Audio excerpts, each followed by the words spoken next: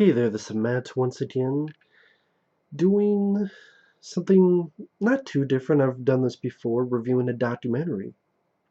This is a documentary I saw recently on Robin Williams, called Robin Williams' Come Inside My Mind, done by HBO.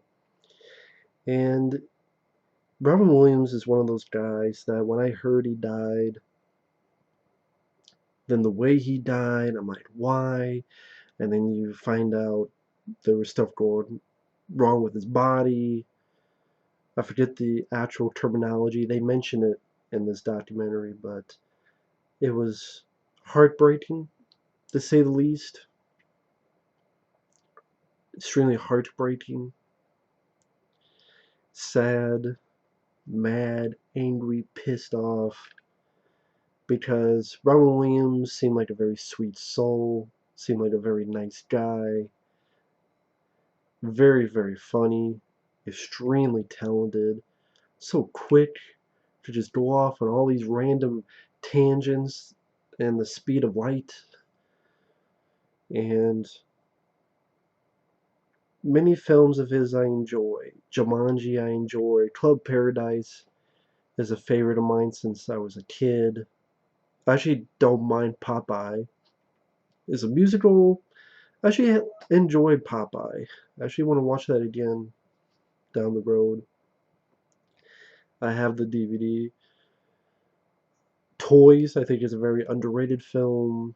Aladdin, great job as the voice of the genie. Mrs. Doubtfire, grown on me, because I'm like, I'm not sure about a guy wearing a dress because. But it's a lot better than shit like Big Mama's House. Mrs. Doubtfire at least has a good heart to it, to its story. So I don't mind Mrs. Doubtfire nowadays. And get into this documentary. It's very well done, very well put together. It's almost 2 hours long. Did not feel bored at all. It's extremely well edited. A good chunk of it is, I guess they got a lot of interviews throughout the years of Robin Williams, and they put that as the audio through pictures and video. So a good chunk of it is Robin Williams telling his own life story. I thought that was a nice touch. Instead of just some random narrator doing it, it's Robin Williams narrating his life. Again, using various interviews throughout his career. I thought that was a very nice touch. You have a lot of footage from his stand-up material, which is great. You also have some really nice outtakes you see from time to time, like a very entertaining outtake when he was on Sesame Street. He was talking with Elmo, and you tell it's an outtake with some of the stuff said. Outtakes of Mork and Mindy. Again, you can tell the outtakes with some of the language said. Very briefly, you see a bit behind the scenes of him voicing the genie in Aladdin, a little bit of outtakes of Mrs. Doubtfire and Patch Adams. But if you're going to this expecting detail on his movies, you would be disappointed. It's not that kind of documentary.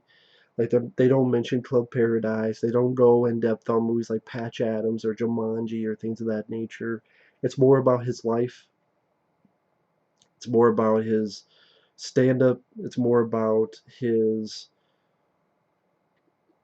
just documentary of Robin Williams the person, not his career, so to speak.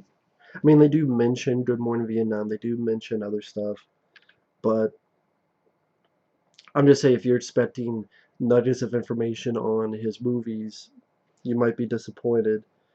But it was great to hear about the life of this guy.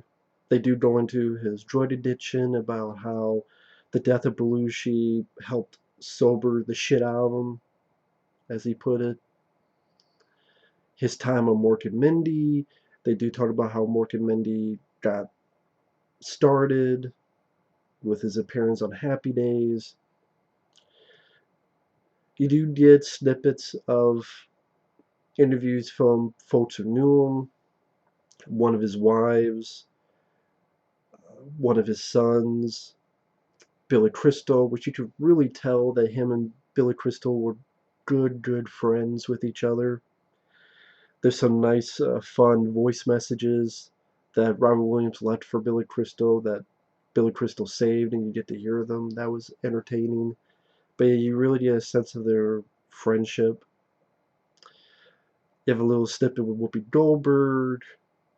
This Billy Crystal, Eric Idle, Eric Idle, Lewis Black, Steve Martin. And there was some really interesting info. For example, I didn't know that when Robin Williams had his first kid, the godfather to his first kid was Christopher Reeve, Superman himself. And you even see footage from back in the day of that. And that's the best part a documentary can do, to shed light on stuff that never even knew before. And again, they show quite a bit of his stand-up material, which is a lot of fun. They show the sort of the play that him and Steve Martin did together. They talk about comic relief, which him, Billy Crystal, Whoopi Goldberg worked on. Before that, way before that, there's a fun bit with Eric Idle talking about when Ron Williams found out Mork and Mindy was canceled, and at the time he was wearing this fraud suit for this thing Eric Idle was doing with him, and it was Robin Williams ranting in this fraud suit. Sadly, we don't see that rant, but it was a fun story Eric Idle told. They do also mention about his stint with alcoholism when around the time he's filming. I haven't seen the movie, but this flick called The Big White. So around the time he did Man of the Year, and then he got off that train. I don't want to give too much away for people who check out the documentary. And then they get into how he was doing that sitcom with Sarah Michelle Gellar and Pam Dauber. She gets interviewed as well, and how she had not seen Robin Williams in like many years, and how when she was on that sitcom with Robin Williams, she made an appearance. I forget. I think it was called The Crazy Ones. I can't remember though. I never watched it. I've heard of it. And how Pam Dauber noticed that Robin Williams was different, and Billy Crystal noticed some things were different as well. How he wasn't as quick as he used to be. And then there was a point where he thought he had Parkinson's, but then maybe it was this. For some, I want to say it was an LEWY, like Lewy body dementia. I think that's what it was called. It was something like your body tells you something that isn't correct, like something of that nature, which just horrible, horrible. And I could tell, I could tell you by the end, I was getting a bit teary-eyed.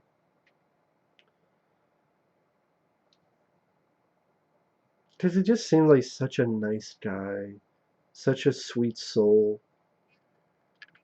Perfect? No, no one's perfect. No one, but one of the good guys.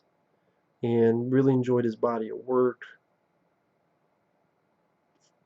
And it's how it ended was bullshit. Absolute shame. And this definitely got me interested in wanting to watch some Robin Williams films. I don't know if I'll do a marathon of his. I didn't do one for the longest time because I'm like, could I be honest on this movie?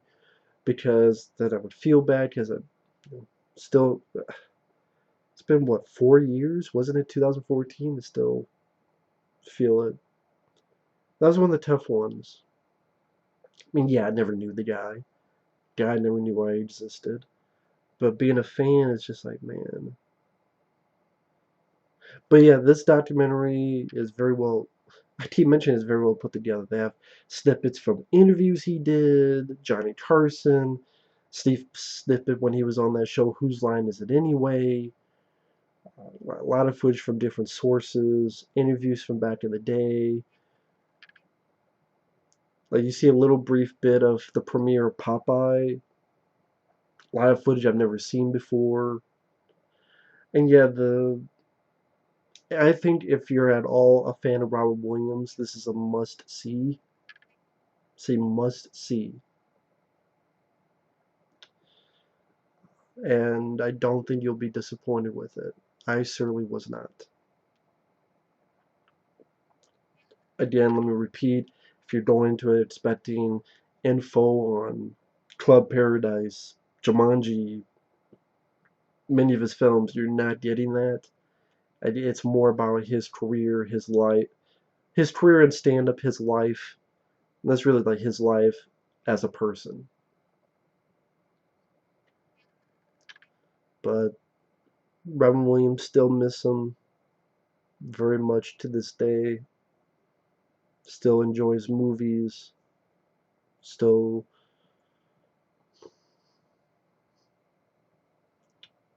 brings a smile to many people's faces.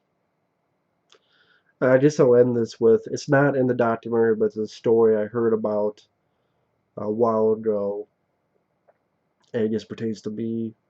You'll find out why. Judith Hoag, who played April O'Neil in the first Ninja Turtles movie, she was in Cadillac Man with Robin Williams. Very fun movie. Has some great lines, like he's a no shit guy.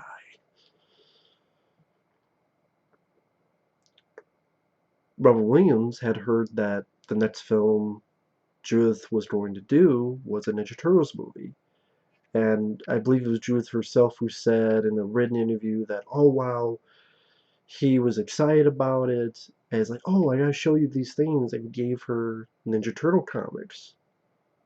So apparently Robin Williams was a fan. And I thought that was pretty cool. I mean, one of his daughters is named Zelda, after the video game Zelda. And they don't go into that stuff in the documentary, but you hear stuff like that just gives me a big smile on my face. Oh, another interesting thing in the documentary, they do mention awakenings and how Robin Williams met this guy who had Tourette's, and how you do see behind the scenes of him chatting with this guy, like home video footage chatting with this guy who had Tourette's, and it was interesting where they talk about how he was sort of affected and changed after meeting this guy.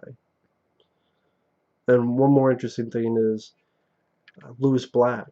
Later on in Robin Williams' life, he did USO tours for the military. And Lewis Black had a great line where he said that Robin Williams was a light that did not know when to shut off.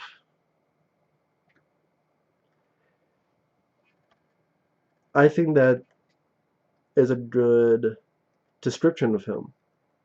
Just when you watch Inside the Actor Studio, which there's a snippet of that at the beginning of this, and he just goes off, and not in a mean way, goes off and just very funny tangents and just keeps going and going and going. It does seem like a guy who was always wanting to perform, is always wanting an audience to perform. And again, that line sort of fits. He's a light that didn't know when to turn off.